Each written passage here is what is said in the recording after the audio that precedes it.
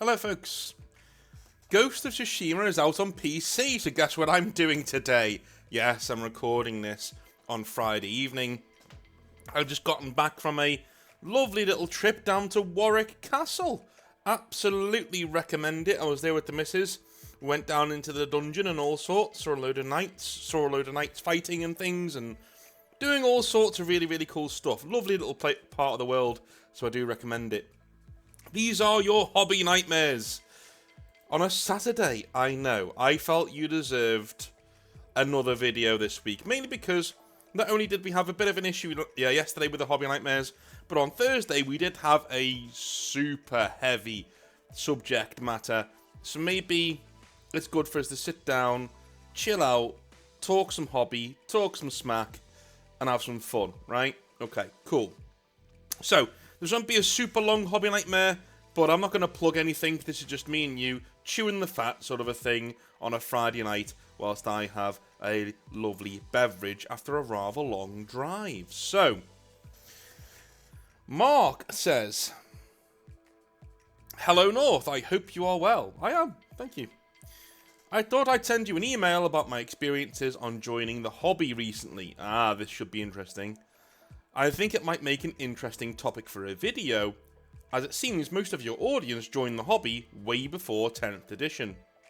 This email is probably going to be pretty long, so you can feel free to cut as much as you like if you want to read it for a video. I don't doctor what you send, because that starts a slippery slope. You know, I don't want to do that. And whatever you send to me is your words, and I'll read them out verbatim. All right, that's what we do. That's what we do here. For context, I have been a tabletop gamer playing D&D, Pathfinder, Call of Cthulhu and other RPGs since 2013. However, by 2019, my friend group had pretty much had enough of RPGs.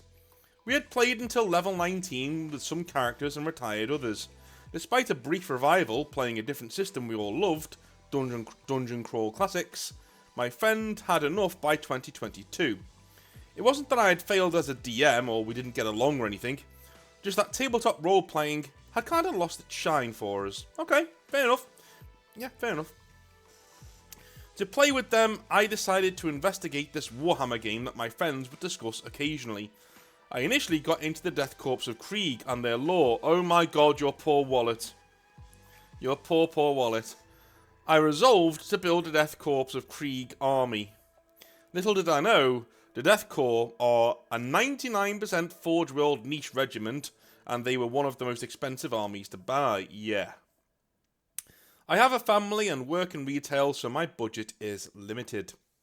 So, eventually, in October of 2023, I was able to pay a friend of a friend's mate's rates to 3D print me some Death Corps of Krieg models. Nothing wrong with that, man.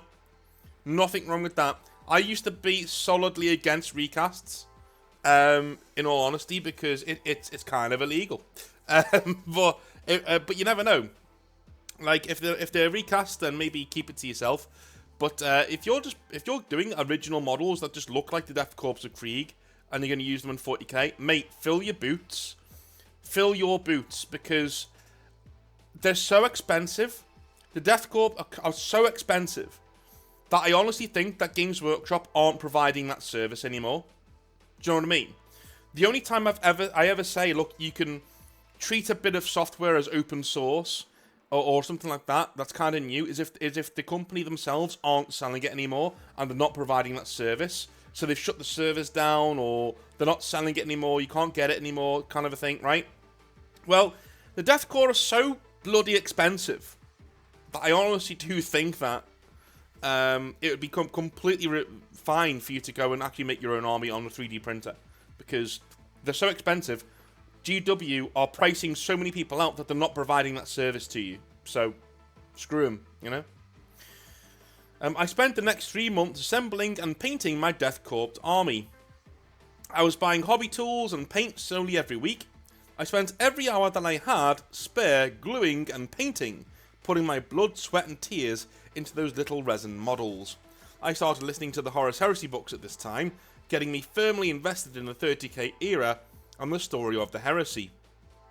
I played my first game and was pretty easily trounced by turn 2 by their Grey Knights army. It wasn't that they were out for blood or wanted an easy win against a newbie. My friends in games believe teaching the game by not pulling punches. Then you learn and become a better player. Regardless, it kind of put me off my Death Corps army. To change the list meant the task of assembling and painting more small detail and fiddly minis. It was not something I looked forward to. By this time I had completed Fight of the Eisenstein, the audiobook, and was heavily invested in the Horus Heresy. I went online window shopping and the Age of Darkness box set seduced me. It was my first ever big Warhammer hobby purchase. Congratulations to you. After researching the Heresy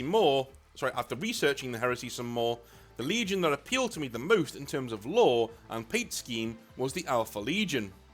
I found they were extremely versatile and the best value for money too.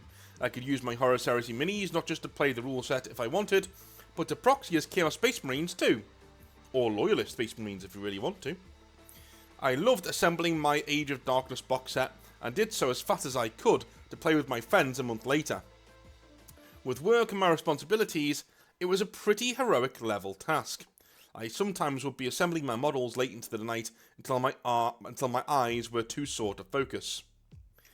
To get to 2,000 points, I even stretched my budget and bought a Leviathan Siege Dreadnought.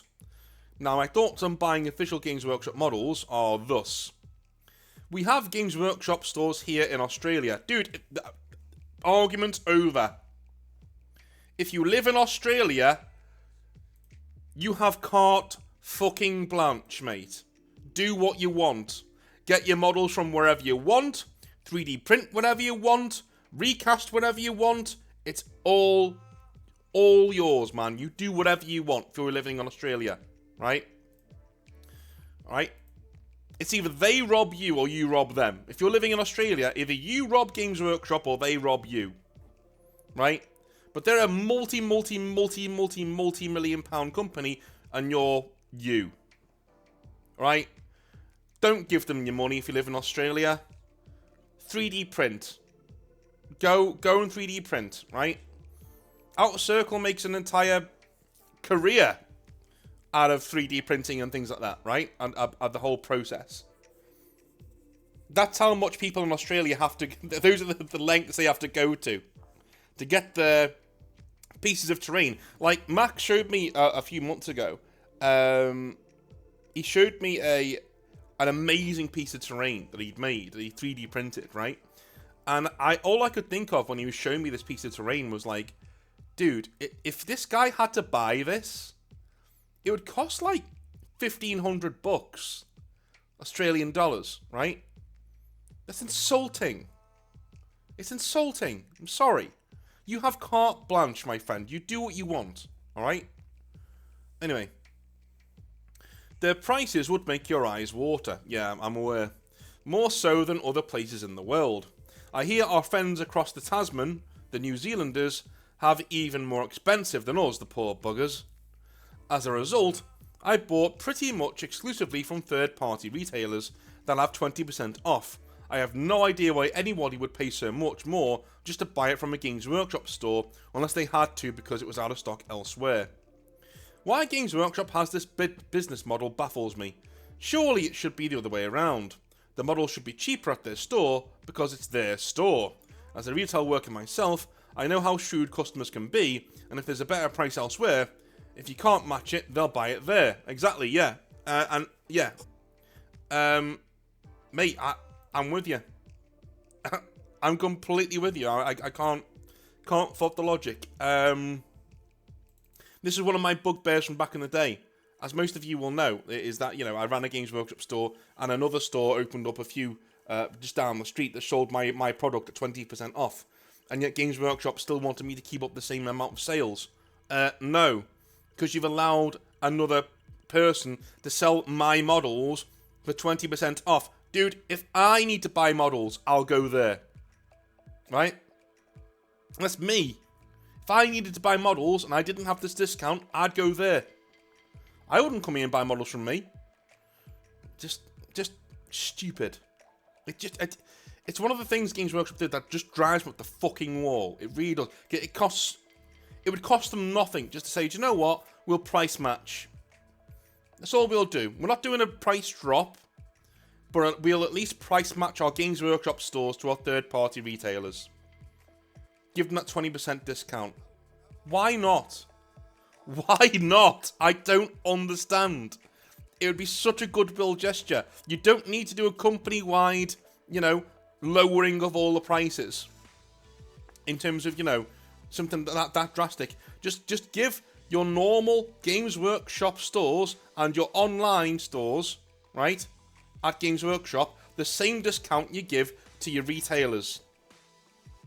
It may be bad for your retailers, but that means they've got to do something else, right? They've got to do more to entice the customers from you, right? I just don't understand this anymore. It's just ridiculous. Anyway. I visited my local Warhammer store a few times to buy a few very specific things.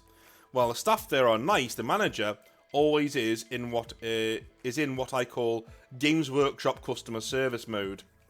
Once I spent some time in his store whilst he taught me how to assemble some models. It's a service they advertise. At the end, when I bought some paint to show I wasn't a time vampire, he pulled out their, "Is there any other way I can help you today?" Which I took as a, "I'd like you to leave now, please." Yeah, it is. It is. I've seen, so my old manager used to say that when somebody pissed him off and he didn't want to serve them anymore. He'd say, "Is there anything else I can do to help you today?" Or if somebody else was like an arsehole to him, he'd say that. "Is there anything else I can help you with today?" With like a really passive-aggressive smile, and they'd leave. So, yeah. Fortunately, you were getting the fob off there. I visited the store a few times, but the manager has always had this extremely friendly but purely business-only attitude. Even when the store was empty, there didn't seem to be a way to switch off his customer service mode, no matter how disarming and friendly I tried to be. By contrast, at my local gaming store, when you visit, the staff are happy to banter with you in a relaxed way and discuss the hobby. The owner is fanatical about Battletech and loves to talk about it. Dude, Battletech guys are insane. They will talk shit to you about their hobby for days. You can't get them to shut up. You literally just... I've had enough about robots, alright? I've had enough. Anyway. With my Alpha Legion army assembled and partially painted, I played my other friend's Astra Militarum army. I lost the game, but learned a lot about the game and how important secondaries are. A positive experience all round. Presently, I continue to consume the lore voraciously. Voraciously? I don't know. I'm expanding my Alpha Legion army slowly, and even got a second Black Templars kill team. Here are my thoughts on the Warhammer hobby at the moment. The rules for 10th edition are simple enough, but take stages to get through turns. The rules for weapons are really, really bland. That was something that a lot of the veterans were saying as well, mate. When I listened to the novels and the creation of the Noise Marines, it was really cool. However, in-game, a sonic blaster does nothing special. It's essentially a slightly better bolt gun that makes your opponent do a battle shock test. Whoop-de-fucking-do. I have no desire to play in tournaments, at least for the moment. The rules for entry seem too strict in terms of models and proxying. I don't like the idea of a game where I'm rushing to do my turns and trying to remember all the rules. Home games are just infinitely more appealing to me. We can use legends, units, proxy things, take our time, have a drink and chill. The female custodians thing, I felt all came down to that one tweet from Games Workshop saying they had always been there. Even to me as a greenbeard of the hobby, it seemed pretty disrespectful to the fanbase. If they had commissioned a novella or short story explaining why they were female custodies, then I think the majority of people who were outraged would say, "Oh, alright then." But instead we got what we did. In my head, female custodians look like Miss Trunchbull from the movie Matilda in her Olympic portrait. If there's anything you'd like my thoughts on, please just email me back anytime. Cheers. Okay. I'm going to go ahead and disagree with you on one point. Everything else you said was spot on. I'm going to disagree on one point. I don't think female custodians would ever have gone down well. I just don't think that would be a thing. I think you're not giving the hobby base enough credit there. I don't think. I think they have standards, and they have an infinite amount of respect for the lore that Games Workshop seem to not have, or if they do, they don't care about exercising it enough, right? Whereas the fan base of Warhammer 40,000 do seem to absolutely respect the lore, respect the history, respect where it comes from, right? These are guys who absolutely loved the Blanchian style of artwork, and they came into the hobby through first and to third edition. Do you know what I mean?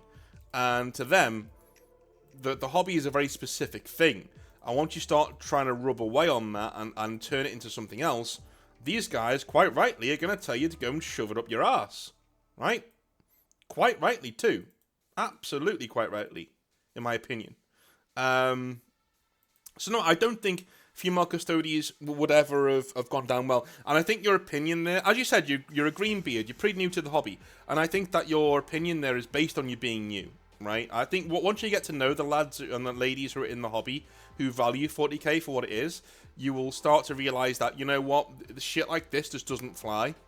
It doesn't fly. Their tweet made it worse.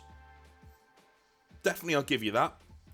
Their tweet absolutely made it worse, right? And if I was giving them advice, if I was part of the team over there, I'd be like, dude, who did that tweet? And they need to not be here on Monday. That's it. Like, you need to not be here on Monday. Sorry. Right? That's a ridiculous thing to say. Okay? We respect our customers. At least you're supposed to, Games Workshop. Respect your customers. If they tell you something that they don't like, read the room and say, listen, why don't they like this? And delve in. And sometimes they may not like something, not because they're bigots, they may just not like it because it's a pile of stinking shit. They are literally Jeff Goldblum in the first Jurassic Park movie, pulling off their lovely shades, looking at a big pile of Triceratops shit, saying, that's a great big pile of shit. Just saying. Jared says, howdy North, it's me Jared, sending you the small hobby nightmare all the way from your former English colony, the lovely state of Georgia. Yeah, and cheers for reaching out on Steam, mate. That was nice of you. I went back to my other email and got this when you reminded me it was there. I got a small hobby nightmare for you. Nothing too dramatic, thank God, but something that happened last year. It was the time that I had my 1,000 point orc army slaughtered by an experimental, quote-unquote, list. 1,000 points, Imperial Guards, with a Bane Blade in it. What? Hang on. How many points? Points is a Bane Blade. That's got to be like nearly 1,000 points. The base 430. Right, okay. It's half of his army is Bane Blade, right, okay. And that's a base Bane Blade. So, 470 plus your weapons, right? With some of your weapons on there. I swear to God, in matched play, aren't Titanic models not allowed to be brought into 1,000 point games? I swear I read that in the rulebook. Anyway. For context, I've always been an avid Warhammer 40k fan since about 2012. I've never really found any stores to play in until recently. Luckily, around 2 years ago, I found my first store in Canton, Georgia. While it seems like a nice store, it does have its fair share of competitive players, which at the time I wasn't really prepared to deal with, as my orc army, my first army at the time, really wasn't well established just yet. Whilst I have had hospitality in the store, especially with the owners and some people, I have come across certain others too. I do have some issues that I felt I've had there. It could be because I'm a good old boy from the rural regions of my state. I am not akin to the city folk around Marietta, but I have had some issues of slight toxicity before. Here's some issues. Alright, well, be very careful here, man, because, you know, you are naming the store, essentially. So, let's see what you've said. In my first match, we had a huge event where there was a group of 6 versus 6 players. Dude, that's a terrible first match. What are you doing? That is a terrible first game to play. 6v6. Now, granted, I get this match was really unorthodox, and it was just after the release of the Leagues of Catan. I do not like that they brought an Imperial Knight to be randomly played by the 7th player, the girlfriend of the organiser. Nothing against her, I was fine with it. What I wasn't fine with was that my team captain forced some of my Orc boys to be out in the open to be bullet sponges for the night. While I don't mind my Orcs being cannon fodder, I don't like to do it on the orders of somebody else if I can get them into cover during deployment. A reasonable assumption. That's not too bad. We also have another grumpy Grey Knights player. Nothing too bad, but he is sort of a shouty and seems kind of anxious whenever we play. He got upset, if I recall, when my boys that jumped onto a building across the map in a 9th edition 2v2. However, he's not the one I'm going to go on about here. No. The main story was this one player who bought a Baneblade in a 1000 point list. Let's call him Joe. G.I. Joe, because there is a Dave at the store, but he's not Joe. This is written like a southern... You're such a southern boy, man. It's just to the point. There is a Dave at the store, but he's not Joe. It's like, alright, dude, okay. If I recall, I do believe Joe tailored my army after I posted it on a server. Now, bringing a Baneblade is fine if I can counter it, but he made his list invincible to mine. This is because, as you know, Orcs are a horde army, and they melt to anything with flamers. All of which Joe had plenty of because his entire list was nothing but an unpainted and unfinished Baneblade, some unpainted Hellhounds that weren't even finished or touched in any way. Grey models. They had also unfinished Chimeras with flamers on as well. What really got me was the only on-foot model was a single Tech Priest. This was after the Imperial Guard launch with the Lord Solar Leonidas, who, despite being just released, Joe didn't have in his army for some odd reason. Okay, well... I've tried my best to play the game, with the main highlight was my mega armoured war boss, Daka Master Shooter Lover. Daka Master Shooter Lover. Have you got the Orc version of Shaggy? I don't mean the guy from Scooby-Doo. I mean, you know, the musical guy Shaggy. Daka Master Shooter Lover. Anyway, taking his chopper and was able to successfully halt the treads of the Baneblade in melee, so he couldn't run the war boss down with his armoured bulk. Sadly, Daka Master and his merry band of mercenary boys didn't stand a chance on Joe's list, and I wasn't able to destroy a thing. Big shocker, huh? The real kicker is earlier this year. I've seen Joe place his entire list of Guard to sell. While this is their prerogative, of course, it's their models, I do find it funny that they suddenly are selling their army once things have changed in 10th edition. Due to what happened, I tend to steer clear of rematching Joe again. While he wasn't rude or malicious, I just feel he looked at my unoptimized Orc list and tailored it to fry some greenskins. There's no real get-back chance of revenge here or happy ending, other than the fact I found another store closer to me in Rockmart. While I do like the discount prices at the store in Canton, and I harbour no ill will to the people above, there is, in fact, a huge-ass mountain that's dangerous to drive across between my county and Canton. Plus, a lot of people at the Rockmart store live around my area, and as of now, we haven't had any issues. They're all great people. In fact, the store owner and his staff actually played some lovely games with me at the store. I was hesitant to send this hobby nightmare to you until now, as I don't really want to be calling anybody out, and honestly, I felt it was just normal for the fandom and wasn't as dramatic as some of the other hobby nightmares I've heard about. Well, that's the thing, man. You don't need to... Not every hobby nightmare needs to be, you know, that the world's falling apart.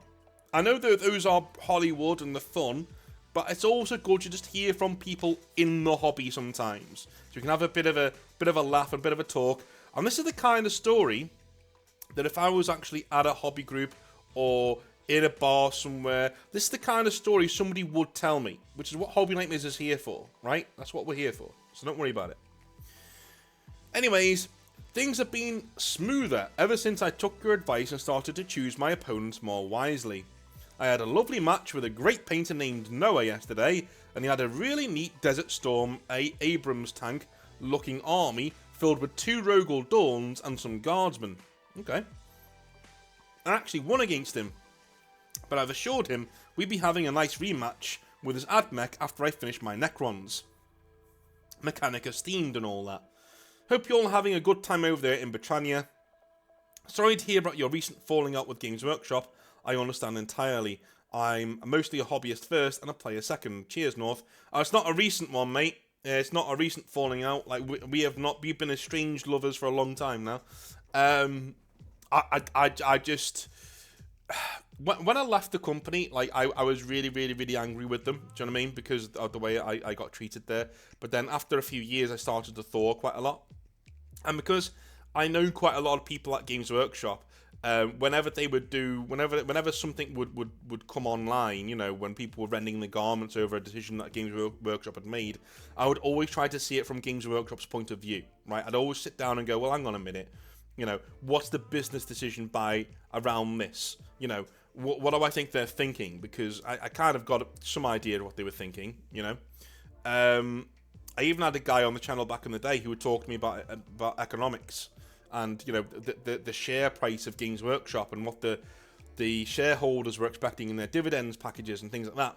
So I had quite a good insight into why they were making certain decisions, and I would come to their defense sometimes and say, look, you know, I know they're terrible a lot of the time, but that doesn't mean they're terrible all the time, and we need to be very careful in how we deal with certain things like this.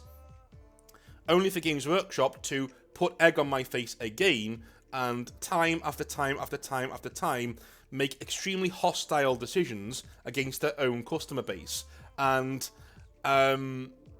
you know, I just can't truck with them anymore. I just can't. They're a company that I actively dislike now. They're in the same category as BioWare, you know. I've gone from apathy. I've gone from loving them to apathy and now to sheer dislike. I actually dislike the company. A lot of the people who work there are good people, and this isn't an attack on them. It's just, mate, my truck with Games Workshop is not new. It's been there for a while, and you know the Custodes thing and their response to it was like almost the final nail in the coffin. Then they put the prices up again, and I do a video on this every year because every year they put the fucking prices up. No, not for me, not for me. Anyway. I love you all a long time. I'm going to go to bed soon. I will see you on Monday for some more Hobby Nightmares. Have a wonderful rest of your weekend, guys. I love you all a long time. And I'll see you then. Have a good one. Bye now.